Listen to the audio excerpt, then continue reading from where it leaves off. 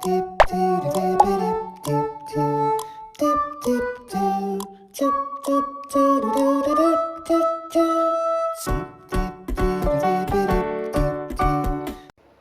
guys, di sini saya akan membahas sebuah kasus tentang penertiban kawasan hutan di Taman Tesonilo. Satuan Tugas Penertiban Kawasan Hutan atau Satgas PKH dibentuk berdasarkan Peraturan Presiden Nomor 5 Tahun 2025 tentang penertiban kawasan hutan. Peraturan ini memberikan landasan hukum yang kuat untuk melakukan penertiban kawasan hutan melalui 3 mekanisme utama. Yang pertama, penagihan denda administratif. Yang kedua, penguasaan kembali kawasan. Dan yang ketiga, pemulihan aset di kawasan hutan.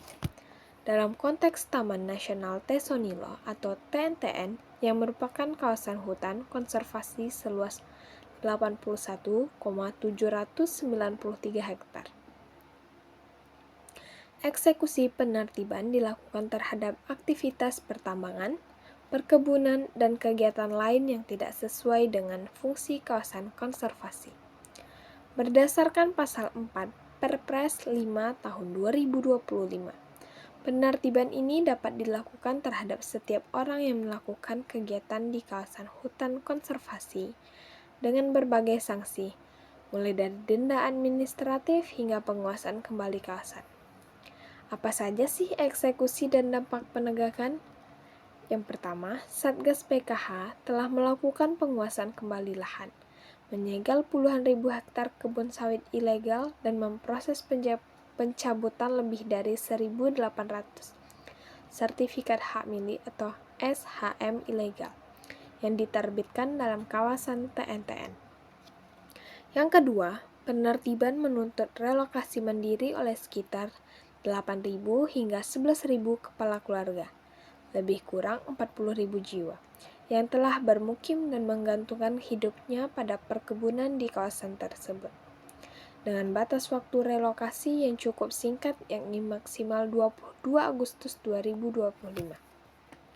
Yang ketiga, dampak sosial ekonomi yang signifikan adalah hilangnya mata pencaharian utama bagi masyarakat, gangguan layanan pendidikan akibat jarak sekolah yang bertambah jauh, dan tekanan psikologis akibat proses yang terkesan represif dan terburu-buru. Apakah sah penertiban TNTN? Dari aspek legal formal, penertiban yang dilakukan Satgas PKH adalah sah dan berdasar pada Perpres Nomor 5 Tahun 2025 dan peraturan kehutanan lainnya. Namun, aspek keadilan sosial dan HAM harus pula ditegakkan agar penertiban tidak menjadi represif dan semena-mena terhadap masyarakat terdampak. Kritik muncul terhadap cara penertiban yang cenderung sporadis, terburu-buru dan tanpa perencanaan. Pemulihan menyeluruh sehingga menimbulkan ketegangan dan konflik sosial. Penertiban efektif dan berkelanjutan harus didasarkan pada prinsip perlindungan hak masyarakat serta pengembalian fungsi ekologis kawasan hutan. Apa saja sih dampak dan penegakan? Penegakan hutan terhadap perambahan di TNTN menunjukkan beberapa aspek penting. Yang pertama, aspek pidana. Satgas PKH telah mengidentifikasi dugaan tindak pidana korupsi dalam penerbitan sertifikat hak milik ilegal di kawasan TNTN.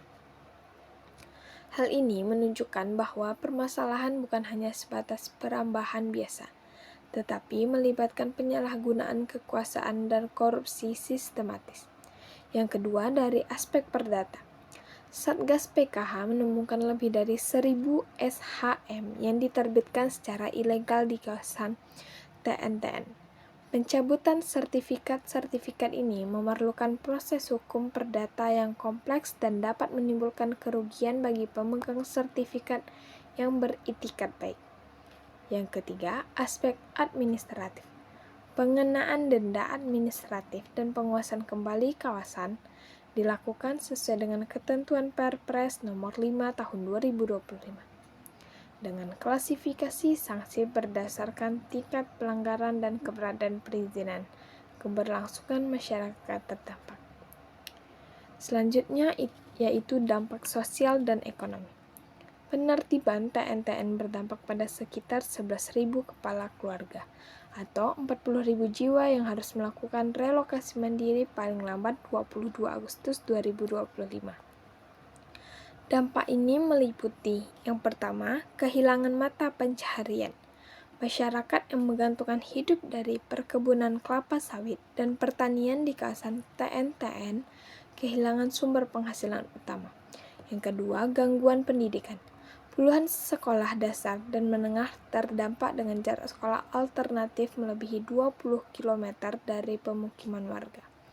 Yang ketiga, disintegrasi sosial. Relokasi paksa berpotensi merusak kohesi sosial dan struktur kemasyarakatan yang telah terbentuk. Selanjutnya yaitu kategori masyarakat terdampak. Gubernur Riau telah mengidentifikasi berbagai karakter masyarakat di kawasan TNTN yang memerlukan pendekatan berbeda. Contohnya yang pertama, masyarakat yang datang lebih awal dan telah lama bermukim. Yang kedua, pekerjaan yang dibawa oleh cukong atau pengusaha. Dan yang terakhir, masyarakat yang menjual aset di kawasan untuk membuka lahan baru. Solusi yang dapat dilakukan pemerintah. Yang pertama, penyelesaian konflik tenurial berbasis mediasi. Berdasarkan Peraturan Menteri LHK Nomor 84 Tahun 2015 tentang penanganan konflik tenurial kawasan hutan, penyelesaian konflik dapat dilakukan melalui mediasi dengan melibatkan pihak ketiga yang netral. Yang kedua, skema perhutanan sosial. Implementasi skema perhutanan sosial dapat menjadi solusi untuk masyarakat yang memenuhi kriteria tertentu. Contohnya hutan kemasyarakatan, hutan desa, dan lain-lain. Yang ketiga, program relokasi bertahap dan terencana. Relokasi harus dilakukan dengan pendekatan yang humanis dan terencana. Misalnya penyediaan lahan alternatif dengan kualitas yang memadai. Yang keempat, restorasi ekosistem partisipatif, melibatkan masyarakat dalam program restorasi kawasan TNTN melalui program padat karya restorasi hutan dan pembentukan kelompok masyarakat pengawas hutan. Yang terakhir, penguatan kelembagaan dan koordinasi, pembentukan tim percepatan pemulihan pasca penguasaan T4 di tingkat daerah. Kesimpulan dari kasus ini yaitu penertiban kawasan hutan di Taman Nasional Tesonilo oleh Satgas PKH merupakan upaya penegakan hukum dan pemulihan fungsi kawasan yang dilandasi oleh Perpres Nomor 5 Tahun 2020 dan peraturan pendukung. Namun, keberhasilan dan keberlanjutan penertiban tersebut sangat bergantung pada pendekatan yang mengedepankan dialog, perlindungan hak masyarakat terdampak, dan pemberdayaan ekonomi.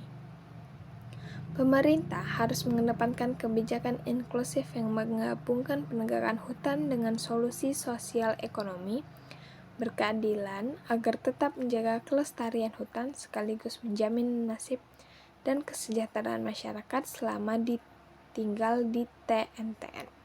Tanpa solusi komprehensif tersebut, penertiban berpotensi memicu konflik baru dan memperburuk kondisi sosial ekonomi masyarakat lokal. Sekian, bye.